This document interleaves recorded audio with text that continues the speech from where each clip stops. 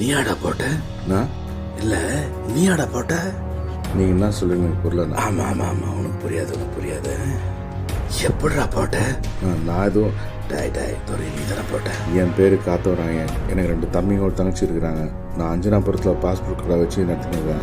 நீங்கள் தப்பாக நாள் லேட்டாண்டிங்க. தனியா போட்டியா இல்ல குரூப்பா சேர்ந்து போட்டீங்களாடா? நீங்கள் என்ன பேசுறீங்களா எனக்கு புரியலண்ணா. நீ என்ன பண்ண? ஏன் நான் வந்து சேர்ந்துற? நீங்கள் நினைக்கிற ஆள் நான் இல்லைண்ணா. துறைய போட்டிருக்க, உன்னை எப்படிடா அப்படி விட்டு வைக்க முடியும்? நான் உங்களுக்கு எந்த யூஸும் எடுக்க மாட்டேண்ணா.